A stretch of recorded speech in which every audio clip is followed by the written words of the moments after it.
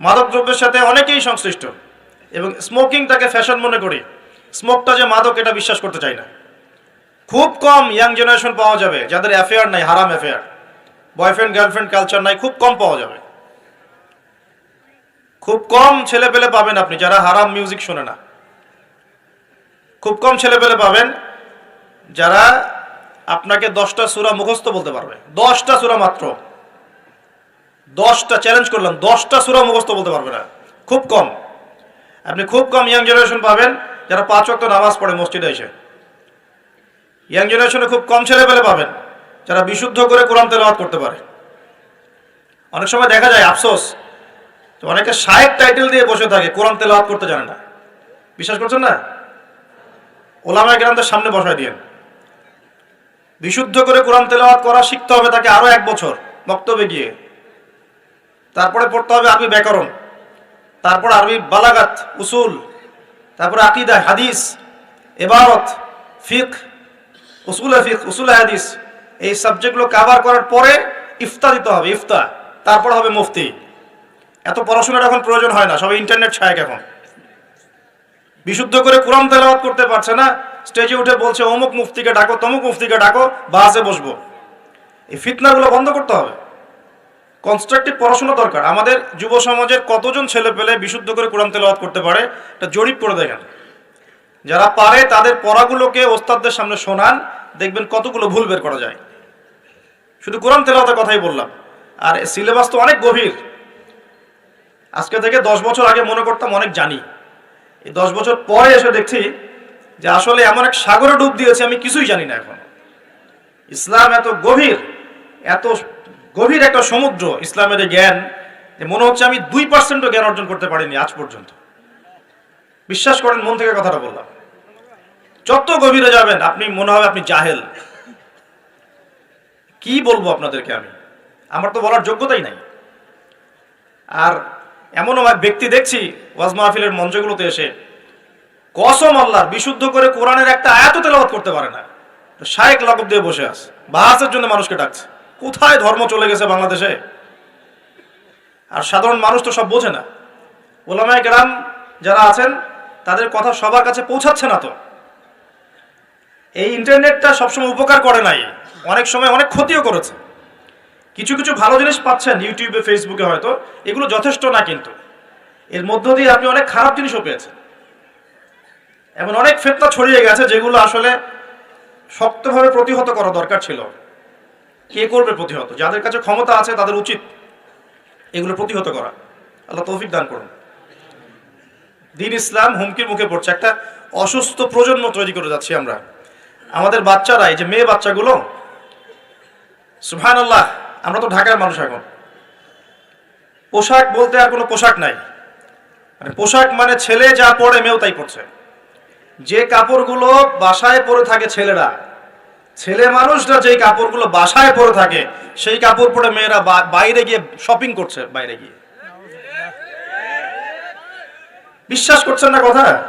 যে কাপড়গুলো আমরা বাসায় পরি, জিন্স, এই যে ভিতরের স্যান্ডো গেঞ্জি বলি না, ছোট যে গেঞ্জিটা আমাদের গায়ের সাথে লেগে থাকে, কি বলেন, স্যান্ডো গেঞ্জি বলেন না? হ্যাঁ, এই টাইপের। আর এই শীতকালে আমরা যে একটা ইনার পরি নিচে, যেটা আমরা অনেক সময় খেলাধুলার ক্ষেত্রে ইউজ করে, ভিতরে পরে একটা ইনার বলে। তো এগুলো পরে বাইরে মেয়েরা চলছে। একটা ছেলে মানুষেরই তো লজ্জা লাগে এগুলো পরে ঘুরতে। আপনি কি আপনার খালি গা হয়ে বা স্যান্ডো গেঞ্জি পরে বাইরে পাবলিকলি আসতে লজ্জাবোধ করেন না একটু? আপনি অবশ্যই উপরে একটা শার্ট পরেন, অথবা একটা জ্যাকেট পরেন, বা একটা চাদর পরেন, বা একটা পাঞ্জাবি বা জুব্বা পরে আসেন, তাই না? ভিতরের কাপড় পরে মেয়েরা বাইরে ঘুরছে এখন। এই পরিবেশে আপনার মেয়ে যখন যাবে, 5 বছর 10 বছর মনে করেন বাসায় ছিল, ভালো তরবিয়ত দিয়েছেন, এখন বাইরে তো যেতে হবে, স্কুলে যাবে বা মাদ্রাসায় যাবে। ও যখন এই পরিবেশটা দেখবে, ওর কাছে মনে হবে আমি দুঃস্বপ্ন দেখছি। এমনও পোশাক আছে যে পোশাকগুলো পরে ঘুরে বেড়ায় আমাদের বড় বড় শহরের মেয়েরাই, যে পোশাকগুলো পরার পরেও তাদের গায়ের ভিতরের কাঠামো দেখা যায়। এখন এই প্রশ্ন করার, এই অহেতুক প্রশ্ন করার দরকার নাই যে আপনারাও কি তাহলে দেখেন নাকি, এই প্রশ্ন করার দরকার নাই, এটা বেয়াদবি প্রশ্ন। মূল কথা হচ্ছে ঘটনা সত্য কিনা, এটা হচ্ছে কথা।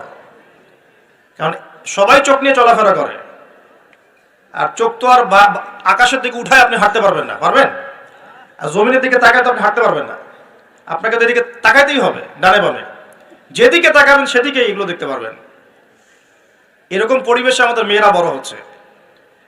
বিশ্বাস করেন ম্যাক্সিমাম মেয়ে কোরআন বিশুদ্ধ করে তেলাওয়াত করতে পারে না, 5 ওয়াক্ত নামাজ পড়তে জানে না, ওযুর ফরজ কি জানে না। এমনকি এমন কিছু প্রশ্ন আসে আমাদের কাছে অনলাইনে যে ভাবি যে এত বেসিক প্রশ্ন মানুষ জানে না, এত বেসিক প্রশ্ন। মনে করেন প্রশ্ন করছে যে নামাজে সুবহান রাব্বিয়াল আ'লা এটা বাদ দিয়ে অন্য কোন তাসবিহ পড়লে হবে কিনা। এটা খুব কমন একটা বেসিক প্রশ্ন না? এর উত্তর কে না জানে? তো কোন জায়গায় আছি দেখেন।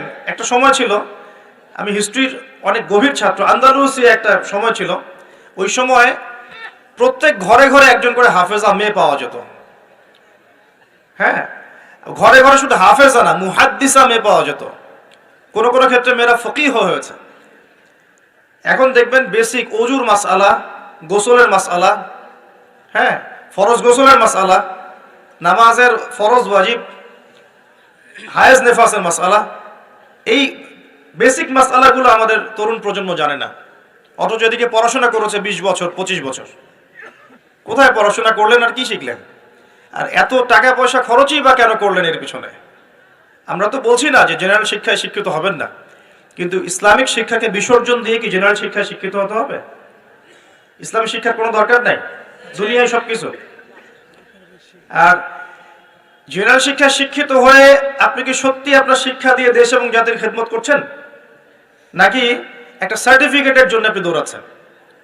নিজের মনকে, বিবেককে প্রশ্ন করবেন সততার সাথে, আয়নার সামনে দাঁড়িয়ে, সত্যি কি আপনি আপনার জ্ঞান দিয়ে সমাজের কোনো খেদমত করেছেন কিনা, নাকি আপনি জ্ঞানটা অর্জন করতে চাচ্ছেন শুধুমাত্র একটা সার্টিফিকেট অর্জন করা, সার্টিফিকেট দিয়ে একটা জব না হলে বিয়ে হবে না, বিয়ে না হলে মেয়ে দিবে না, মেয়ে না দিলে আমি তো জীবনে কিছুই করতে পারলাম না। এই তো জীবন চক্রটা এমনি চলছে। তরুণ প্রজন্মকে আমি প্রথমে রিকোয়েস্ট করব যে একটা আয়াত দিয়ে আলোচনা শুরু করেছি। প্রিয় ভাইয়েরা এবং বোনেরা, আল্লাহ পাক বলেছেন ওয়ামা আতাকুমুর রাসূলু ফাখুযুহ। আল্লাহর আদেশ এটা, যখন আল্লাহ পাক কোনো আদেশ করেন সেটা কিন্তু ফরজ হয়ে যায়। আল্লাহর আদেশ কি হয়? আল্লাহ যখন কোনো আদেশ করেন সেটা কি হয়? ফরজ। আল্লাহ পাক বলেন ওয়ামা আতাকুমুর রাসূল ফাখুযুহ। রাসূলুল্লাহ সাল্লাল্লাহু আলাইহি ওয়াসাল্লাম যা তোমাদেরকে দিয়েছেন, যে সুন্নাহগুলো দিয়েছেন সেগুলো গ্রহণ করো। ওয়ামা নাহাকুম আনহু ফান্তাহু। রাসূল যা থেকে নিষেধ করেছেন দূরে থাকো। দুটো জিনিস পাচ্ছেন, যা দিয়েছেন নিতে হবে, যা নিষেধ করেছেন ছাড়তে হবে। শুধু যা দিয়েছেন নিব, যা নিষেধ করেছেন ছাড়বো না, এটাও কিন্তু হলো না। যা দিয়েছেন নিতে হবে, যা ছাড়তে বলেছেন কি করতে হবে? ছাড়তে হবে। আপনাকে দাড়ি ছাড়তে বলেছেন, ছেড়ে দেন। গোফ কেটে ফেলতে বলেছেন, কেটে ফেলেন। দুটোর উপর আমল হয়ে গেল। ঘুমাচ্ছেন আপনি, কেন মিউজিক শুনতে শুনতে আপনি কানের মধ্যে হেডফোন দিয়ে ঘুমিয়ে যাবেন? এটা কি রাসূলের সুন্নাত হলো নাকি? সুন্দর করে ওযু করবেন, এই রাত্রে থেকে আমল শুরু করেন ইনশাআল্লাহ। আজকে থেকে সুন্দর করে ওযু করবেন, যদি পসিবল হয় সূরা মুলক তেলাওয়াত করবেন। কোন সূরা? তাবারাকাল্লাযী বিয়াদিহিল মুলক ওয়া হুয়া আলা কুল্লি শাইইন কাদির। এই সূরাটা রাতে তেলাওয়াত করতে বলেছেন আল্লাহ পাক, খেয়াল করে দেখেন। এবং ফজিলত বলা হয়েছে এই সূরার তেলাওয়াত ইনশাআল্লাহ আপনাকে কবরের আযাব থেকে বাঁচাবে। এটা হাদিস আছে কিন্তু। আর একটা লিংক আপনাকে দেই, একটু মনোযোগ দিবেন। লিংকটা হচ্ছে আল্লাহ পাক কোরআনের আয়াতগুলোকে তুলনা করেছেন আকাশের তারার সাথে। কিসের সাথে? আকাশের তারার সাথে। আকাশের তারা কি করে? শুধু কিন্তু সৌন্দর্য বৃদ্ধি করে না, আকাশের তারাগুলোকে যদি মিলাতে পারেন সঠিকভাবে, আপনি পথ খুঁজে পাবেন। কি পাবেন? পথ বা রাস্তা খুঁজে পাবেন। আর যদি আপনি কোরআনের আয়াতগুলোকে মিলাতে পারেন, আকাশের তারা মিলালে যেমন পথ খুঁজে পাবেন, ঠিক একইভাবে কোরআনের আয়াতগুলোকে যদি মিলাতে পারেন তাহলে আপনি হেদায়েত খুঁজে পাবেন ইনশাআল্লাহ। তাহলে এখানে একটা মিল আছে না?